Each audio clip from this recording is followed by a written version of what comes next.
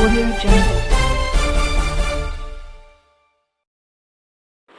आदाब, सत श्री अकाल, नमस्कार। न्यूज़ प्लस वन से मैं शगुफा परवीन। डॉक्टर के.जेड. बुखारी जी गाज़ियाबाद के जाने माने मुस्लिम चेहरा है और कई पार्टियों से जुड़े हुए हैं। मौजूदा दौर में यह नेशनल फ्रंट ऑफ इंडिया से भी जुड़े हुए हैं और राजनीति से अच्छी तरह से वाकिफ़ है।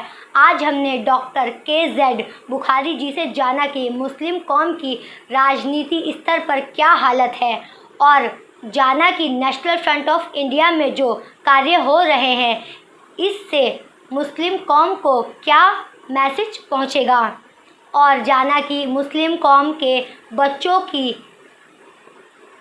इन 2 सालों में क्या स्थिति रही है। स्कूल बंद होने की वजह से बच्चों पर क्या प्रभाव पड़ा है।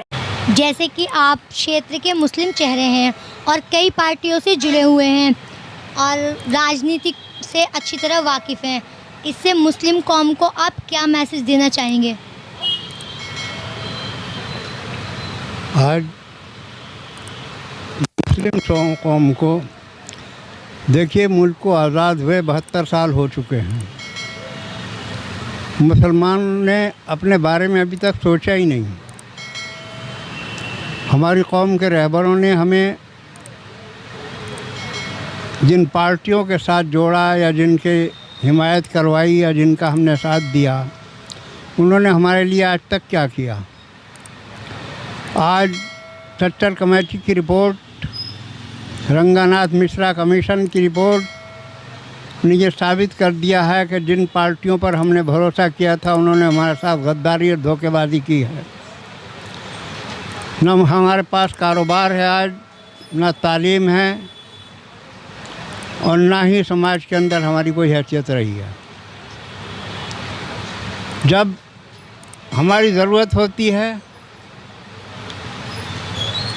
जिन लोगों का हमने साथ दिया है हमारा इस्तेमाल करने के लिए, वो सब कुछ बातें बहुत मीठी मीठी करने आ जाते हैं, लेकिन जब वक्त निकल जाता है, उनका काम निकल जाता है, तो उसके बाद फिर वो जिस पार्टी से लड़वाते हैं उसी का काम करते हैं फिर वो। तो अभी तक का रिकॉर्ड तो यही रहा है। अब मुसलमान कौम को हमारी नज़र में जो आपने सवाल किया है कि मुसलमानों को क्या पैगाम देना चाहेंगे, मुसलमानों को ख़ुद इस बारे में सोचना चाहिए, क्योंकि उनकी क़यादत में अक्सर लोग जो है वो लालची हैं, खुदगर्ज़ हैं, अपने मफाद के लिए, अपनी ज़ात के लिए, अपनी नस्लों के लिए सोचते हैं, वो मिल्लत के लिए नहीं सोचते, वरना आज तक सोचा उन्होंने। तो ऐसे में मुसलमानों को, हर इलाके के ज़िम्मेदार लोगों को, चाहे वो सियासी हो या गैर सियासी हो, मजहबी हो या इलाके के ज़िम्मेदार लोग हों, उनको सोचना चाहिए कि हमें अपनी नस्लों को आने वाले वक्त के लिए क्या करना चाहिए, किस किस्म की सियासत करनी चाहिए। सियासत का जहाँ तक ताल्लुक़ है कि मुसलमानों में उन्हीं रहबरों ने जो खुद सियासत कर रहे हैं, मुसलमानों के दिमागों में ये बिठा दिया है कि सियासत जो है इस्लाम के ख़िलाफ़ काम है, दीन के ख़िलाफ़ काम है। दीन का काम करने वालों को सियासत से दूर रहना चाहिए। जिस किस्म की वो सियासत कर रहे हैं वो सियासत वाकई इस्लाम के ख़िलाफ़ है और मिल्लत की भलाई के लिए, मिल्लत के फ़ायदे के लिए, नस्लों को जो आगे बढ़ाने के लिए सियासत करना, ये सियासत जो है इस्लाम के ख़िलाफ़ नहीं है। इस्लाम उसका हुक्म देता है हमें। और माजी आज का नहीं, 1400 साल का माजी हमारा ये बता रहा है कि सियासत हमेशा अच्छे लोगों ने की है, ईमानदार लोगों ने की है, दीनदार लोगों ने की है, उलमाए कराम ने की है। मिल्लत के उन्हीं लोगों ने मिल्लत को आगे बढ़ाने का काम किया। जब से गैर जिम्मेदार लोग और ऐसे लोग जो दूसरों के हाथों के खिलौना बने हुए हैं, उन लोगों के हाथ में हमारी सियासत गई है, उस दिन से मुसलमान तबाही और बर्बादी की तरफ जा रहा है। आज उन्हें सोचना पड़ेगा कि ऐसे लोगों से होशियार हों और अपने आप को मुत्तहिद करें। मिल्लत के मुसलमान, ज़िम्मेदार मुसलमान जो दर्द लेकर उठते हैं इस कौम का, उन्हें ये सब आरएसएस का और बीजेपी का दलाल बता देते हैं और जो खुद दलाली कर रहे हैं वो दूसरों को दलाल बताते हैं। इसलिए आज हमें ये सोचना चाहिए कि हम मुत्तहिद होकर के वो तरीक़ा जो अल्लाह के रसूल ने हमें बताया है कि मुसलमानों को मुत्तहिद होकर के अपने बारे में सोचना चाहिए। और डॉक्टर फरीदी साहब ने एक बुनियाद रखी थी मुसलमानों को मुत्तहिद करने की और मुसलमानों की सियासी हैसियत बनाने की, जिसको मिल्लत फरोश रहनुमाओं ने उनको कौम का गद्दार ही नहीं बल्कि बदमज़हब तक कहा। तो इसलिए उनके बाद जो भी आया उनके ऊपर यही इल्ज़ाम लगा कि ये फ़लाँ हैं, ये फ़लाँ हैं, ये फ़लाँ हैं। लेकिन सवाल ये है कि जिसको हम वोट देते रहे उन रहबरों के कहने से, जो मिल्लत जो दूसरों के आलाकार हैं, उन्होंने और उनकी उन पार्टियों ने, उन लीडरों ने उनकी हुकूमतें बनवाने के बाद क्या दिया मुसलमान को। आज हमारे पास तालीम नहीं है, आज हमारे पास कारोबार नहीं है। सरकारी कोटे परमिट कितने हमें दिए गए उन पार्टियों के दौर में जिन्हें हम वोट दे रहे थे, जो हमारे वोट से सरकारें बन रही थी। कितने जो हमारे पास पेट्रोल पंप हैं, कितने बड़े कॉन्ट्रैक्ट हैं, कितने कॉलोनियों में हमारी कोठियाँ हैं, कितने मार्केट में हमारा जो है दुकानें हैं, कितना हमारे पास जो है बड़े कारोबार हैं।